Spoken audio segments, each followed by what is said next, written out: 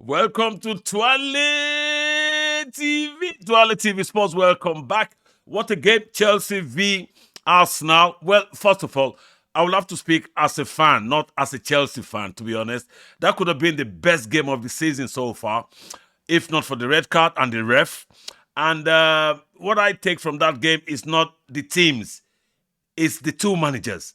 MARESCA and ARTETA were two managers I never rated when they were given the jobs. Okay, the reason being they come from relatively with no experience of managing a top club, and they were given a top job. And in such situations in the past, I've said it so many times on the podcast, when a manager comes from a middle of the table or a lower table and given a top job of a top team, rather, it doesn't always end well. Okay, David Moyes going to Man U about 15 years ago, 10 months, got sacked. Mark Hughes, he took over Man City when the Arab billionaires came. He was the first manager, recruiting all the stars. It didn't work out for him. Nuno Espirito Santo, he left Wolves to Tottenham. It didn't work out. But, I can name loads of them like that. But when Maresca was given Chelsea job, relatively coming as a, assistant coach from Man City, I thought, no way. This is another failure. Because all he has ever done is been an assistant coach, went to Italy, managed a B team, a Serie B team, and came back to rescue Leicester, bringing them to Premier League, and then never, experienced Premier League, automatically given Chelsea job, top job. The same thing with ARTETA. Assistant coach under Pep Guardiola, given Arsenal job, I thought, no, it's not going to work. And for both of them, they did prove me wrong, and we have to applaud these guys. They're actually doing Premier League a big favor. They are doing us a good deal. They've put the Premier League on the map. They've represented really well. They are astounding managers with super talent. People have quickly forgotten what Maresca has achieved with Chelsea. Chelsea was in a mess when he came. He quickly settled the team. He got rid of the players he didn't want. And bang, they click. They started playing his philosophy. They started playing his way.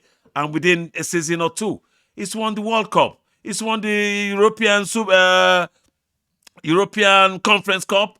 2 trophies. Arteta, on the other hand, hasn't won much, but he won the FA and he's built a team, probably one of the strongest teams we've ever seen in the Premier League for a very long time. Even though they haven't won anything, we still have to give him, credit for the team he has built. He's made average players become better. He's made better players become world class. So for me, watching that match was about those two managers, not necessarily about Chelsea or Arsenal. I was just impressed with their achievement, and I think kudos to them. We have to give them a big, massive, round of applause. Well, with Caicedo, we know that's Caicedo's game. Okay, fair enough. He saved Arsenal a face. Arsenal could have been badly beaten by Chelsea. They just couldn't find that next gear. They couldn't come out of that gear. The way they ran over Bayern Munich during the week, they couldn't do it with Chelsea. Even 11v11 before Caicedo was sent off, Chelsea was all over them. They couldn't find a way to break Chelsea down, and Chelsea had so many chances. It could have been 2-3-0 up before Caicedo was sent off. Anyway, that's my view on that game. To come back to what really happened, we'll leave it till next time. But let's look at what could have happened, okay? If Chelsea had beaten Arsenal, I'm sure this podcast would be different. My topic would have been different. So I have to give credit to where it's due. It's not about Chelsea. It's not about Arsenal. It's about the good name that could have been that didn't really be. So we enjoyed it, and we move on from there. So what's the next game I want to talk about? Everton-Newcastle. Everton, in my view, just quickly touch about all the games over the weekend. Everton-Newcastle, I wasn't surprised Everton got whacked 4-1 by Newcastle because they seems to be going up and down like a yo-yo, even though we know David Moyes, he builds teams to be hard to beat. And in that process, they get results. But he hasn't really gotten much, as expected with Everton. He's kept them stable, new stadium and all that. And a particular player I'll mention is Jack Grealish. Jack Grealish, in my view, I can understand why Pep Guardiola really didn't want this guy anymore. I don't think he would ever play for Pep Guardiola again. If you watch Jack Grealish, his reflex, his demeanor I think he's too slow sometimes. He doesn't shoot when he has chances to shoot. Of course, we have to give him credit. Is the reason Everton are where they are, middle of the table. He's contributed to most of their winnings. So, but he is one of those players that are doing less than what they're capable of. Yeah, if that sums something well. He's doing less than he's capable of doing. He's doing less than he could have done. So that's my take on that game. And I think they need to find a rhythm. They need to find a rhythm to keep winning because they've got this Barry guy up front who they trust so much, giving him more chances, and he hasn't scored. He's won most duels. Hey, you need to win most goals. You need to score more goals. So Everton are just dilly-dallying, and I hope they get away from that mediocre level and remain stable like Sunderland. Like Aston Villa, they can do it. Everton, they can do it. David Moyes proved that. He did it at West Ham before he left. So that's that on that. With Man City Leeds. When I saw Man City play Leeds, one thing came to mind, which is Pep Guardiola, I don't think is ever going to win this title again. Even people won't believe that. I think Pep Guardiola has lost his mojo. Okay? Even if Rodri comes back, all these new signings, if they click with Rodri, it would only have Chelsea, Arsenal, and Liverpool to deal with. And I don't think he's got the mojo to override those guys again. Of course, it's Pep Guardiola, top dog. And we reckon if he's in the game, he will be part of the contenders. I just feel he's not going to cut it again. I don't think so.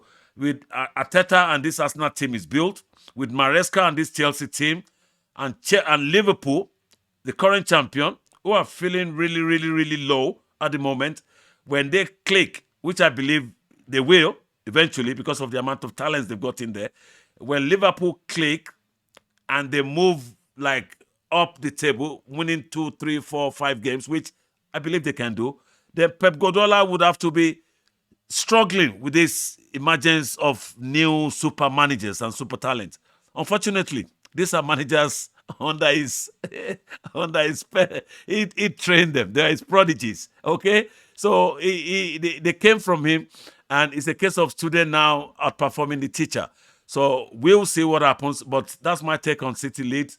I quickly want to go back to Maresca and Arteta. I think they are the best two managers in this league right now.